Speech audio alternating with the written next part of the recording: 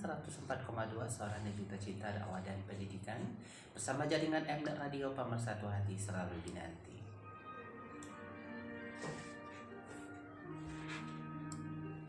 Bismillahirrahmanirrahim. Assalamualaikum warahmatullahi wabarakatuh. Selamat pagi sahabat sehat Mari Pro, kaum muslimin dan muslimat di mana saja Anda berada. Alhamdulillah di hari Jumat, hari penuh berkah ini bagi kita umat Islam di langkah 17 Desember 2021. Kembali kita bersua di udara di ajang tausiah subuh bersama Mari Pro, makin nyata makin terasa lebih dari jamu tetes biasa.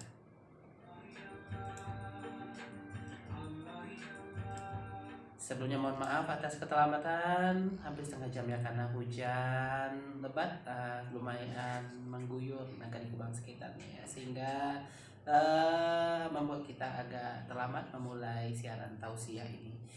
Dan sahabat sehat Mari Pro, alhamdulillah kita di studio juga telah kedatangan Ustadz Uge yang akan memberikan pengajian di ruangan kita, dan langsung kita sapa beliau. Assalamualaikum Ustadz. Waalaikumsalam warahmatullahi wabarakatuh. Sehat Ustadz? Alhamdulillah sehat. Alhamdulillah. Silakan disapa sahabat kita Ustadz. Ya, assalamualaikum semuanya sahabatku dimanapun Anda berada. Semoga pada pagi ini dalam keadaan sehat. Amin ya rabbal alamin. Dan sahabat sehat Mari Pro, informasi juga buat kita semua selama seminggu ini ya, mulai dari hari ini hingga Jumat depan kita juga akan mempercepat ya akhir dari pengajian kita, karena kita berdua mengawas ujian anak-anak ya, ujian akhir semester 1 ya, tahun ajaran 2021-2022 ya Ustadz ya. Ya, betul. Jadi kita biasanya hadir sampai jam 8 Ya. mulai hari ini sampai Jumat depan kita mulai dari jam 6 tetap seperti biasa sampai jam 7.15 ya.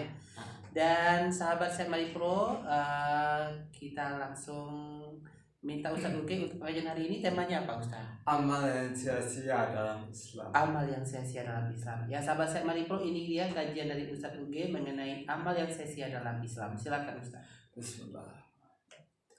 Assalamualaikum warahmatullahi wabarakatuh. Alhamdulillahi rabbil alamin. Wassalatu wassalamu ala asrafil anbiya'i wal mursalin wa ala alihi wa ashabihi ajma'in. Ashhadu an la ilaha illallah wa ashhadu anna Muhammadan abduhu wa rasuluh sallallahu alaihi wasallam la nabiyya ba'dah. Allahumma fasalli wa sallim wa barik ala Muhammad wa ala alihi wa ashabihi ajma'in. Amma ba'du, fa ya ibadallah, usikum wa iyaya bittaqwallah, faqad fadal muttaqun. Ittaqullah haqqa tuqatih wa la tamutunna illa wa antum muslimun. Kaum muslimin, sahabatku dimanapun Anda berada, segala puji dan syukur kembali kita persembahkan kepada Allah Subhanahu wa Ta'ala yang telah melimpahkan rahmat-Nya, nikmat, taufik dan hidayahnya kepada kita semua, sehingga dengan apapun yang beliau limpahkan kepada kita, sampai saat ini kita masih sanggup dan sempat untuk melanjutkan kegiatan, melangsungkan aktivitas dan meneruskan kehidupan kita. Karena seandainya satu detik saja Allah terlupakan atau Allah tidak berikan nikmatnya kepada kita, maka sungguh mungkin kita tidak akan mampu melanjutkan kehidupan. Begitulah nikmat Allah Subhanahu wa Ta'ala. Nikmat kehidupan, nikmat kesehatan, nikmat kesempatan, dan nikmat yang lain yang tidak mungkin kita sebut satu persatu. Maka tugas kita adalah bagaimana mensyukuri dengan cara mempergunakan nikmat Allah sesuai dengan kehendak Allah Subhanahu wa ta'ala. Kaum muslimin, sahabatku dimanapun Anda berada, salawat dan salam dengan ucapan Allahumma sholli ala Muhammad kita untukkan buat Rasulullah Sallallahu Alaihi Wasallam yang telah memberikan kita contoh dalam kehidupan, contoh kebaikan, contoh dalam bertingkah laku, contoh dalam berkata, contoh dalam beribadah, dan contoh kebaikan lainnya, sehingga kita mampu menjadi manusia yang terbaik di mata Allah dan terbaik pula di mata manusia lainnya. Intinya adalah bagaimana kita selalu berjalan di jalan Allah dengan caranya mematuhi Al-Quran dan Sunnah Rasulullah Sallallahu Alaihi Wasallam. Kaum muslimin, sahabatku dimanapun Anda berada, dalam kehidupan manusia tentulah tidak terlepas daripada suatu perbuatan, suatu perkataan, dan sesuatu amalan yang mesti kita lakukan. Memang berbeda-beda setiap manusia apa pekerjaannya, apa yang dia lakukan, apa yang dia katakan, dan apa yang ia perbuat. Satu sama lain berbeda. Apalagi dalam masalah aktivitas dan pekerjaan, mata pencaharian tentulah berbeda. Tujuannya sebetulnya bagaimana untuk mempertahankan kehidupan dan bagaimana mencari untuk bekal kehidupan akhirat nanti. Khusus bagi umat Islam tentulah tujuannya panjang. Tidak sama dengan orang yang non-muslim. Bagi orang non-muslim mungkin tujuannya hanya sampai dunia. Habis kehidupan dunia, habislah perkara. Namun bagi kita orang Islam, tidak sebatas kehidupan dunia. Setelah kehidupan dunia ada lagi kehidupan setelah kehidupan dunia yang dinamakan dengan kehidupan akhirat. Makanya dalam beramal, orang Islam itu tidak hanya bertujuan untuk kehidupan dunia, namun beramal mereka untuk juga kehidupan akhirat. Begitulah pandangan kedepannya umat Islam dalam beribadah dan beramal, bagaimana mencapai suatu impian, suatu cita-cita, suatu kesuksesan dalam menempuh dua kehidupan. Kaum muslimin, sahabatku dimanapun Anda berada, Islam agama yang luar biasa. Tidak hanya memberikan suatu amalan, suatu ibadah, suatu pekerjaan, suatu kewajiban untuk kepentingan dunia saja, tapi Islam memberikan suatu pelajaran, suatu ilmu pengetahuan, suatu tuntutan untuk kehidupan akhirat juga. Itulah Islam. Makanya sebetulnya kita sebagai manusia dalam beramal, dalam berbuat, dalam bertutur kata, sebaiknya jangan ada yang sia-sia. Ketika kita melakukan amal yang sia-sia, tentulah nggak ada suatu keuntungan daripada amal yang kita lakukan. Makanya harus kita ketahui, mungkin saja ada selama ini amal yang telah kita lakukan begitu banyak, begitu sempurna menurut kita, tapi ternyata Islam memandang itu suatu yang sia-sia. Makanya tema yang kita angkat pada saat ini adalah amal yang sia-sia menurut pandangan Islam. Kaum muslimin, sahabatku dimanapun Anda berada, berbicara masalah sia-sia, tentulah mungkin yang kita ketahui, yang teringat bagi kita adalah sesuatu yang tidak ada maknanya, gak ada keuntungannya, gak ada sesuatu yang dapat kita ambil dari sesuatu yang sia-sia itu. Namanya saja sia-sia, percuma saja kita melakukannya, gak ada artinya di ketika kita mengatakannya, gak ada imbasnya di ketika telah melakukannya. Itulah sesuatu yang sia-sia. Banyak mungkin manusia pada saat ini melakukan sesuatu itu sia-sia. Tenaga terbuang, pikiran terbuang, waktu terbuang, kehidupan gak bermakna. Itu menandakan sesuatu yang telah sia-sia kita dapatkan.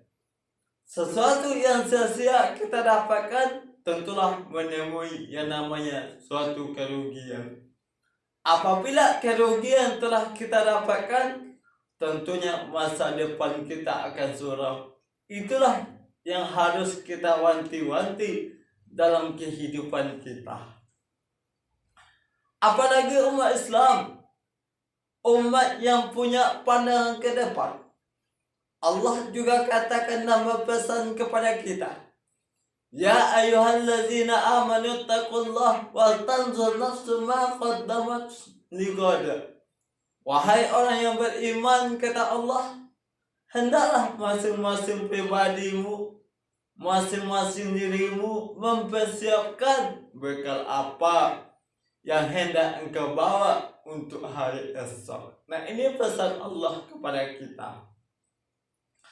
Makanya agar bekal untuk hari esok itu kita persiapkan, agar maksimal bekal yang hendak kita persiapkan untuk hari esok itu, jangan sampai amal kita, perbuatan kita, ibadah kita menjadi sia-sia yang nantinya untuk hari esok itu nggak ada gunanya di hadapan Allah Subhanahu wa Ta'ala.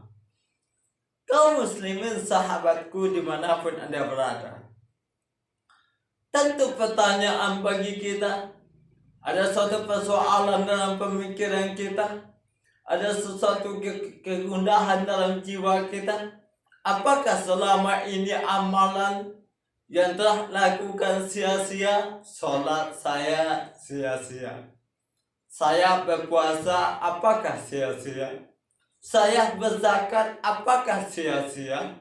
Saya naik haji 5 kali malah apakah sia-sia? Saya sering sedekah apakah sia-sia? Ini mungkin pertanyaan yang terjadi dalam kehidupan kita. Dari was-was itulah tentu kita harus tahu apa saja yang menjadikan atau penyebab amal kita menjadi sia-sia di hadapan Allah Subhanahu wa Ta'ala. Kaum muslimin, sahabatku dimanapun Anda berada, maka amalan yang pertama yang dinilai sia-sia di hadapan Allah itu, atau dalam pandangan Islam itu adalah yang pertama, beramal namun murtad, nahi, beribadah tapi akhirnya keluar dari agama Islam. Sudah susah-susah dulu beramal, banyak beribadah, sholat wajib nggak tinggal, sholat sunnah ditambah lagi, puasa nggak pernah tinggal, tambah lagi puasa sunnah. Begitu rajinnya mereka beribadah di ketika mereka masih dalam keadaan Islam. Bahkan ibadahnya nggak tanggung-tanggung, sedekahnya nggak tanggung-tanggung. Apapun dia korbankan untuk demi kemaslahatan umat, apapun dia berikan untuk membahagiakan orang kesusahan, nggak tanggung-tanggung ibadahnya. di ketika mereka beragama Islam. Kenapa? Waktu beragama Islam dia yakin sesuatu ibadah itu ada suatu balasan pahala yang akan diterimanya. Apalagi dalam agama Islam, satu kebaikan itu dibalasi oleh Allah Subhanahu wa taala berlipat-lipat ganda. 10, 100, bahkan begitu banyak Allah berikan balasan pahala yang kita perbuat dalam kehidupan kita di ketika amalan itu amalan kebaikan. Belum lagi kita melakukan suatu kebaikan, niat saja baru di dalam hati kita akan melakukan suatu kebaikan, itu udah dicatat satu kebaikan. Kalau seandainya suatu keburukan, niat saja baru belum dicatat. Begitulah Islam. Allah Maha Pemurah, Allah Maha Pengasih dan Penyayangnya kepada hamba-hambanya. Begitulah Islam memberikan suatu peluang pahala kepada umatnya di ketika kita melakukan suatu kebaikan. Namun sangat disayangkan di ketika mungkin hati telah berbalik, ada suatu rayuan, suatu godaan yang datang daripada eksternal atau dari luar, maka berpindah agama, beda akidah, lain suatu kepercayaan. Ini kenapa hati tidak teguh pendirian? Makanya di ketika kita telah masuk ke agama Islam istiqamah, benar-benar Islam, Allah pesan betul kepada kita. Ya ayyuhalladzina amanu dukhulu fis-silmi kaffah. Ini pesan Allah kepada kita. Wahai orang yang telah beriman, kata Allah, masuklah kalian ke dalam agama Islam itu dengan kafah. Apa maksudnya menyeluruh? Jangan tanggung-tanggung, jangan ragu-ragu, jangan was-was, masuk. Memang tugas setan itu, tugas iblis itu adalah memberikan sifat was-was kepada kita. Allah gambarkan itu dalam surah An-Nas jelas. Makanya was-was itulah memberikan kita peluang untuk murtad daripada agama Islam.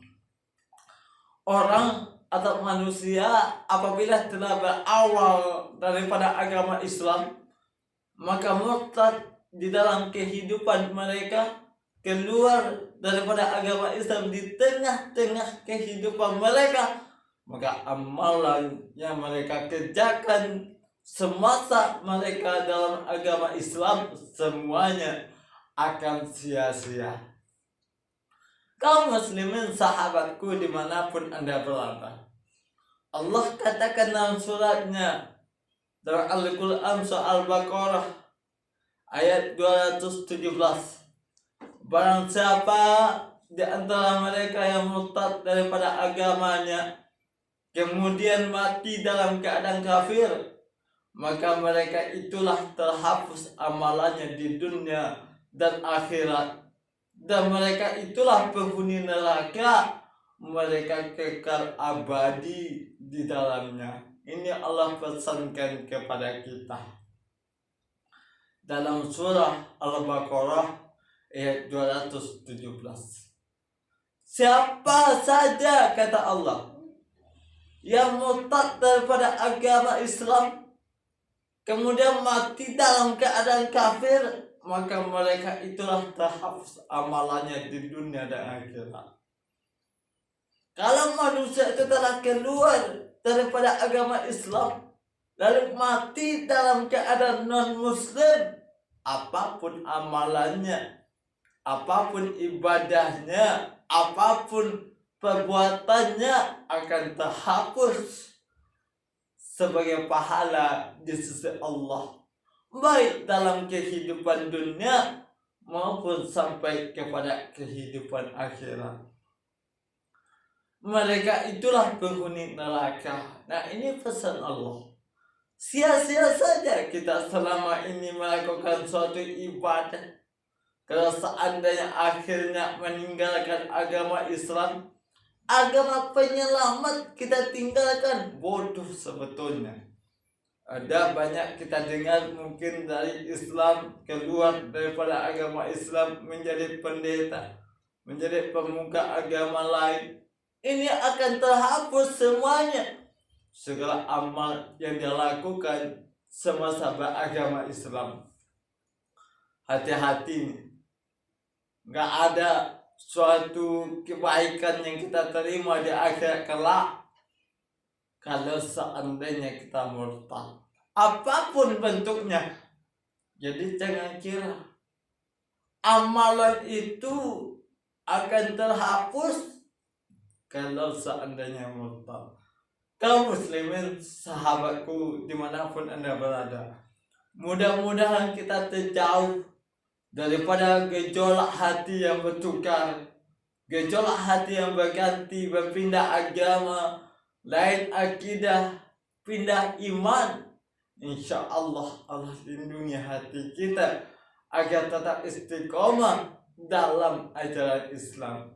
Mudah-mudahan tausiah yang kita sampaikan pada saat ini, yaitu amal yang sia-sia yang pertama dalam pandangan Islam, yaitu beramal namun murtad, insya Allah kita diteguhkan oleh Allah untuk selalu beragama Islam dengan sebetul-betulnya, bertakwa kepada Allah Subhanahu wa ta'ala, sesuai dengan pesan Allah kepada kita.